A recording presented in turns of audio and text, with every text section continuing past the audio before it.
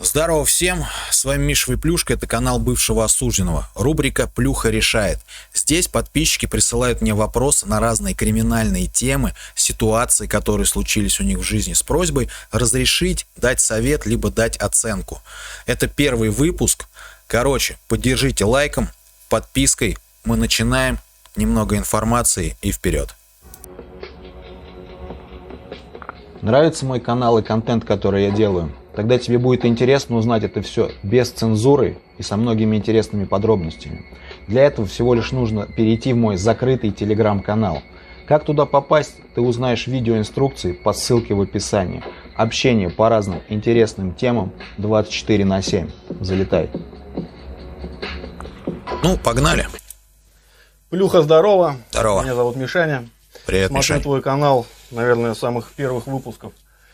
И вот в очередной серии, скажем так, увидел, что ты хочешь создать рубрику. Ну, есть такое. И есть одна ситуация, которая напрямую коснулась моего близкого товарища, друга.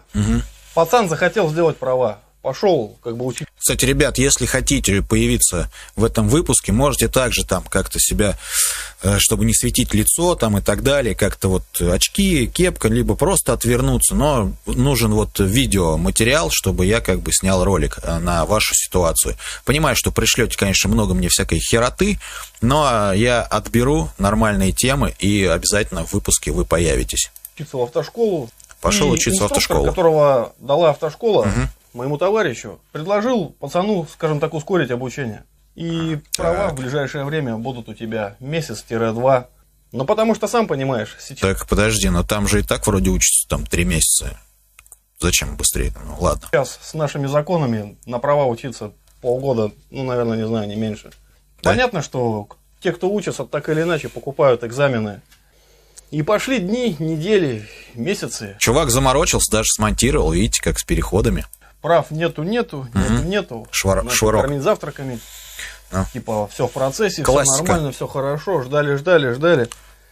И потом он объявляет: слушай, старина, извини, ничего не получилось. Что личного? Менты кинули, взяли деньги и кинули. Вот. Когда это в тюрьме называется, знаете, я уже, в принципе, понимаю, что будет за ситуация. Ментовской запал, знаете, вот есть в тюрьме такая канитель, даешь человеку что-то там на сохранение, и у него менты забрали, он говорит, менты спалили, все, ментовской запал, я тебе даже ничего восстанавливать не буду, такие законы. Вот так вот.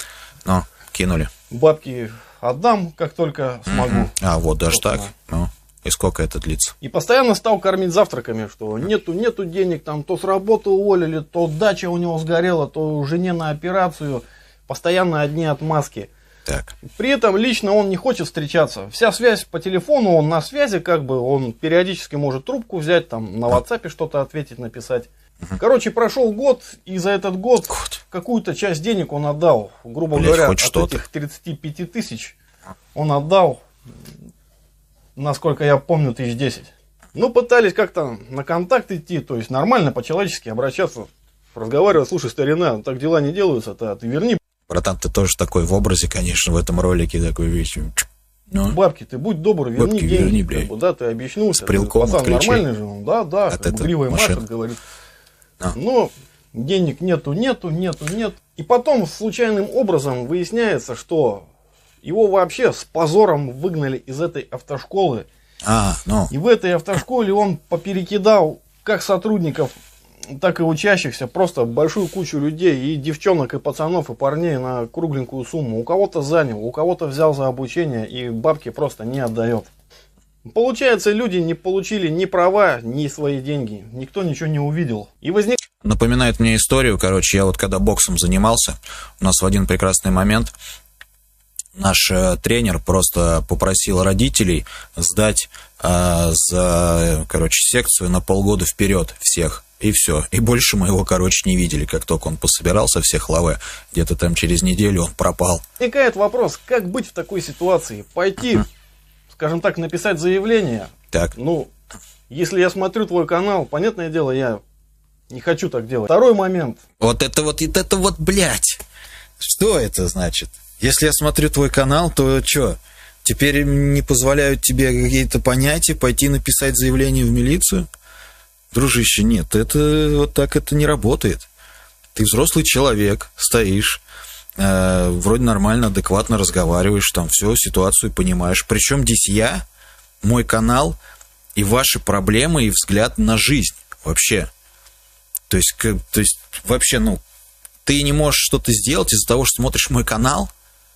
Братан, не смотри тогда. Вообще не смотри YouTube. Потому что там есть другие каналы, ты посмотришь их и вообще не знаю, как ты будешь жить дальше. Что за отмазка такая? Я здесь не учу никого жизни. Я могу дать свою оценку вот сейчас какой-то там по этой ситуации, хотя она и так уже всем понятна и ясна, да? Но как жить вам, что вам делать, там, писать заявление, работать в милиции, торговать жопой на панели, сидеть в тюрьме, либо, не знаю, заниматься чем угодно, это только ваше дело. Я просто рассказываю здесь на канале свою жизнь. Да, эта рубрика сейчас для дачи оценки, возможно, какого-то совета. Но это, во-первых, не конечная инстанция моя. То, что я скажу, это не значит, что это закон такой.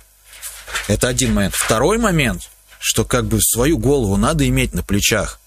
Ты же, когда смотришь кино, ты там посмотришь какую-то бригаду, да, и после этого что теперь, тебе станет западло работать?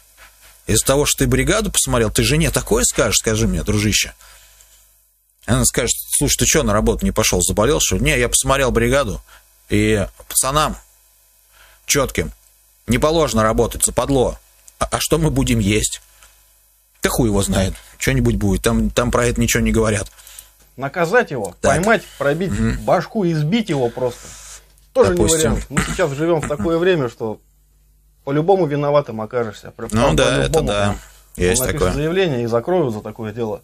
В общем, хотелось бы услышать твой какой-то адекватный комментарий. Может, сталкивался с подобной ситуацией. Постоянно. Может быть, ты скажешь вообще, что те люди, кто зарядили ему бабки, это просто лохи. Да. В какой-то степени, да. Никаких расписок, ничего не было взято с этого человека.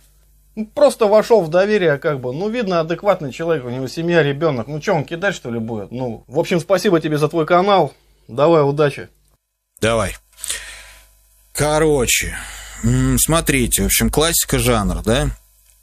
Во-первых, спасибо тебе, старичок, что все-таки обратился, там такая ситуация. Ситуация, ничего такого, как бы в ней, таких ситуаций происходит в день сотни, какой сотни, тысячи по всей России, что кто-то кого-то кидает на бабки. Просто я уже объяснял, есть несколько людей, 3 вида людей. Кто кидает, кого кидают, и кто никого не кидает, и его не кидает. Это самый лучший, кстати, человек. 3-й. Вот, вариант.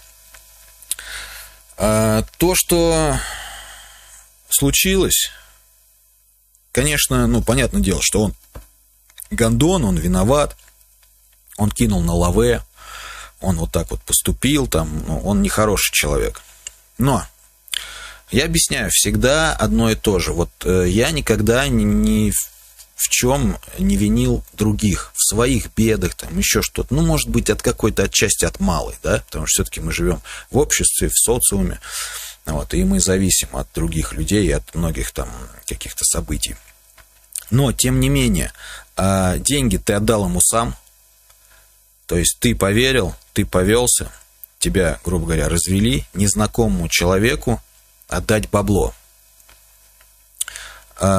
Тут винить, на самом деле, надо себя в большей степени. То, что он гондон, то это понятно. То, что ты позволил себя наебать, вот в чем дело. Вот. Но я думаю, уже человек, который с этим столкнулся, о котором идет сейчас речь в ролике, я думаю, это он уже сам вкурил и тоже уже кусает локти и так далее, потому что сумма все-таки значительная, 35 тысяч. Дальше, что можно здесь еще сказать? Какие есть варианты раскладов? Если он что-то отдал, это уже как бы смягчающее обстоятельство для него, естественно. Но если он продолжает гаситься, просто на усмотрение, смотрите, какие есть расклады. Их, как правило, вот тоже 3, как и типа людей. Первый, ты идешь и решаешь это по закону, через полицию. Пишешь заявление, судишься с ним,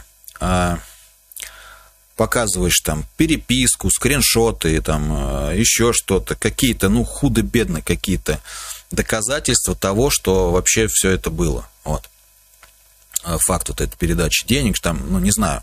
Можно сделать даже там компрометирующий звонок ему, если он выходит на связь, записать его, чтобы он в этом разговоре признался, что он должен денег, что да, он там виноват и так далее, и это уже будет являться доказательством таким нехуевым в суде. Да, это затянется, если сумма для тебя значительная, будешь терпеть эти тяжбы, там, не нанимай никаких адвокатов платных и так далее, просто подай в суд, вот как бы по факту пускай судят, разбираются, там, в принципе, ничего уже как бы, ну, от адвоката не зависит. Ну, от адвоката, который будет на твоей стороне, на стороне потерпевшего. Вот, потерпевшему вообще адвокат нахуй не нужен.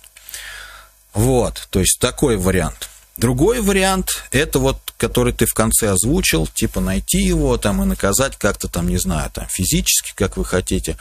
Ну да, скорее всего, я думаю, что это, ну, обычный человек, вряд ли за ним стоят какие-то там серьезные люди, какие-то бандиты, крыша. Вот. И, а что ему останется? Естественно, как бы даже не то, что это в его даже интересах будет. То, что есть такие люди, типа, как, ну, типа провокаторы. То есть он спровоцирует, ну, не спровоцирует, то есть он, грубо говоря, выпросит тем, что как бы не отдает долга, да, ну, а потом пойдет в полицию и скажет, блядь, ну, а что, они меня избили, как бы, ну, хрен его знает, может быть, они еще раз ко мне приедут и вообще убьют. Сколько это будет продолжаться, как бы надо что-то решать. Теперь уже, понимаешь, закон будет на его стороне. То есть вот какая канитель. Ну, ты все правильно понимаешь, размышляешь. Ну и третий вариант. Это просто понять и простить, и забыть про эти деньги. Это будет хоть и дорогой урок в 25 тысяч рублей, но он научит тебя больше никому бабки не давать. Первым встречным, неважно, семья у него, собака, кошка, дедушка, бабушка. Понимаете, из-за чего все происходит? В общем, вот 3 варианта. Старичок, посмотришь этот ролик, выберешь, что тебе ближе. Понимаете, все вот это, вообще все, что происходит, весь мошеннический криминал, не только в нашей стране, вообще вот в мире, он происходит от человеческой жадности и желания получить все и сразу. Вот ему хотелось, понимаете, он вот во многом не прав. Он хотел обмануть и получить это как-то все быстрее и незаконно. Он хотел как-то обойти все это, дал незнакомому человеку деньги. Тут в любом случае вина больше его. То есть, поэтому он понимает, я сейчас пойду, что я ментам скажу, как бы. Я хотел купить экзамен, да? Ну, как бы тут, понимаете, это вот, ну, битый не битого везет. То есть, он придет, ему менты скажут, слышь, ну, ты к нам пришел, ты хотел, ну, незаконные действия совершить. Это как бы тоже, там, не знаю, как-то, наверное, уголовно наказуемо, скорее всего. Вот. Что ты к нам вообще-то попёрся? Ты понимаешь, что тебе сейчас самому по шапке прилетит? Поэтому этот вариант, скорее всего, отлетает. Вот. Второй вариант я уже говорил, но он опасный, я его ни в коем случае не рекомендую. Вот. Но как поступать, это ваше личное дело. Как бы у нас в Уголовном кодексе не написано запрещено делать то-то, то-то, запрещено делать то-то, то-то. Нет, у нас свобода, люди делают, что хотят, у нас написано, если ты сделаешь вот это, тебе вот таких вот пизды дадут, там, и настолько-то тебя посадят, да? Ну вот. Но я думаю, тоже это того не стоит, потому как это огромными проблемами обернется. Огромными. Поэтому, дружище, ситуация простая. Ты сам ее уже прекрасно понял. Ты понял, кем твой друг. Вот, я не знаю, существует он, кстати, или нет. Вот. Потому как, знаешь, очень странно. Ты говоришь про друга, но говоришь, что в полицию писать идти заявление неприемлемо тебе. Понимаешь? Я заметил, какой момент. Вот. Соответственно, да, ну, пробует как бы звонить, не знаю. Можешь встретиться, его выловить, поговорить с ним там жестко как-то, ну, там, на повышенных тонах, объяснить ему, что ты должен мне, верни, там, и так далее. Ни в коем случае не надо никаким самоуправством заниматься или там каким-то там рэкетом, да. Даже я видел людей, которые за свое сидели. То есть он пошел забирать долг, давал пизды человеку, и ему давали 2 года. 2 года, блядь.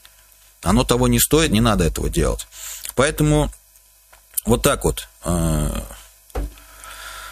вижу эту ситуацию. Либо просто забываешь, если тебе надоело, либо доставай его, как бы, вот, но в рамках закона. Вот. По-другому никак ты свои бабки не заберешь. Вот. И будь в следующий раз осторожен. Вот такие дела у нас. Ребят, напоминаю, если вы хотите в данной рубрике поучаствовать, обязательно присылайте мне в соцсети свои видеоролики с подобным вот, ну, такого формата. Интересные ролики я, естественно, буду вот так вот освещать, выпускать и так далее, в чем я компетентен. Вот. Лайк, подписка, все дела никто не отменял. Вот, лайки бесплатные, я договорился, все нормально. Заглянув в описание, найдете много полезной информации. Мой второй канал, мои соцсети, ТикТок и так далее. Ребят, чтобы не попадать в такие ситуации, всегда думайте на несколько шагов вперед. Есть даже такое обзывательство. Ты одноходовый. Вот оно не очень популярно. Типа ты одноходовый, типа, ну, тупой. Ты должен думать на 2 шага вперед, а ты типа одноходовый. То есть ты только вот прям 2 покушал. Ну, думаю, услышали меня, да? Все, ребят, давайте, берегите себя, присылайте видосы. А с вами был Миша Виплюшка. Увидимся.